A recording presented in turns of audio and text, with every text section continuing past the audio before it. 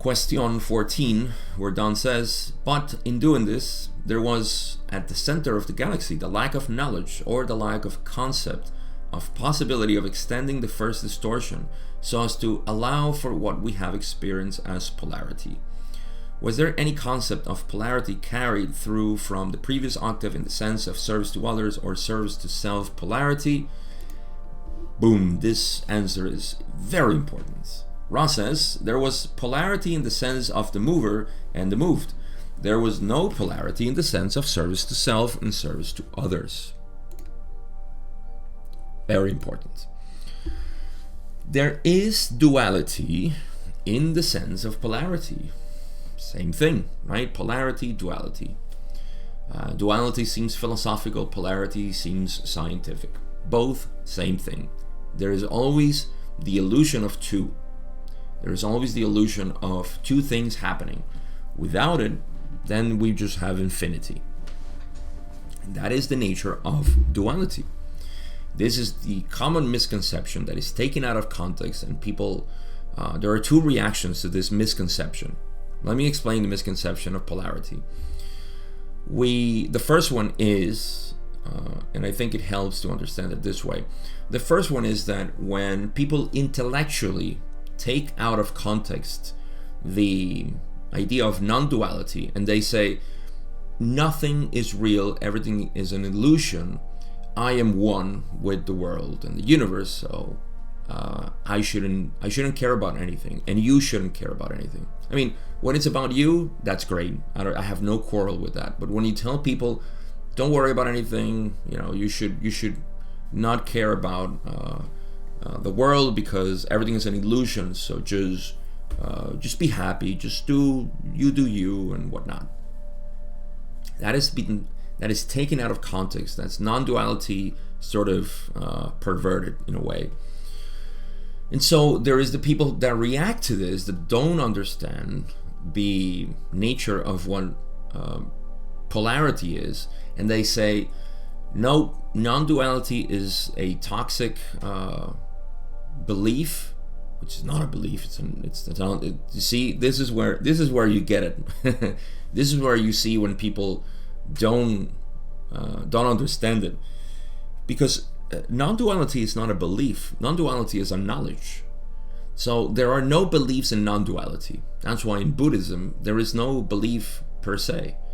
Implicit, there is no belief. There is only knowledge. There is pure understanding from a way in which we cannot abstract it. And when we do it, we confuse things. But we're humans and we like to confuse things. So we have all kinds of explanations for it. But at least Buddhists, true Buddhists, they admit that they have no truth to give. That there is nothing I can give you as truth. And that's why I love Zen. Zen is definitely, to me, the purest expression of Buddhism. To me, okay. Everybody has their own Theravada and so on. They're all well and good. I just have a preference. Just like I don't have a preference for symbology. You see, it's all about preference. So individually, that's me. I don't try to force it into anybody. But the misconception of polarity is a problem, because when you have this idea and you don't understand it and you say, oh yeah, non-duality is sort of, and I've gotten people like that. I had I don't even know what to call her, but she was very close to me in terms of the law of one and all of this understanding. And when I started to bring my teachings more into non-duality, she had a sort of a dislike for this type of philosophy, and she basically told me that she didn't want to have anything to do with my work because she was I could sense her fear against non-duality. And that's great. I think we should all follow whatever it is, our fears. We need to follow them, and we'll find something there. I don't know what it is, but I was made aware of this fear of non-duality thanks to her.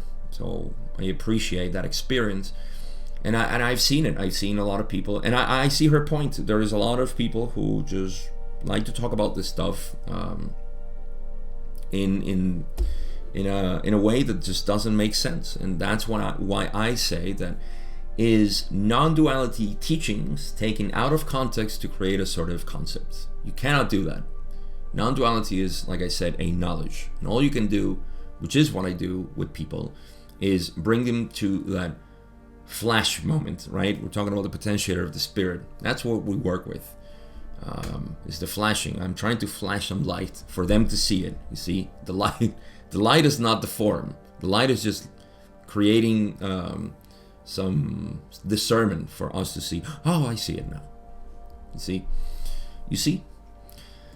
All right, so back to polarity in the sense of the creation. Ra says there was polarity in the sense of the mover and the moved, meaning that there is obviously the creation needs polarity. It needs a dual setting for it to have movement, to have activity.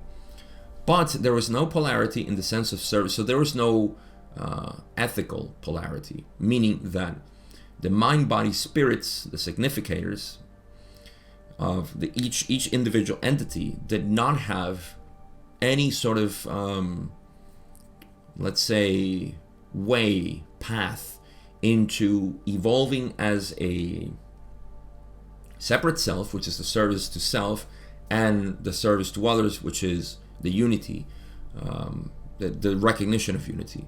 Everything was just one. There was no polarity present there. There was no other, right? There was just the self, and it was acknowledged, and it was just being experienced in this kind of diluted experience, not much happening. It wasn't as intense as it is now. So if you're at this point in the law of one, and you have been complaining about, oh, my life and 3D is something, which I still hear from some people, oh, it's a terrible life in 3D, and I'm just suffering here. Well, here's another flash of light for you to see that this experience is the most coveted experience in the whole universe, right? We want intensity of experience of separation because that's what generates beauty and appreciation, gratitude. I know that the human heart is very sensitive. Ra explained this as the logos being biased towards kindness. And that's why the heart of the human is so sensitive to what we see as crime, aggression, violence, and all these things. I have a heart too, so I know what this feels. But we're transcending this. We're in this law of one study to transcend the human perspective of limitations. So, all right, let me move on because I'm getting into my philosophy white coat here. And we have much to cover. I think I'm going to make this like a 10-part session. My God, there's a lot to talk about here. We're getting close on the hour too. But all right, let's move on.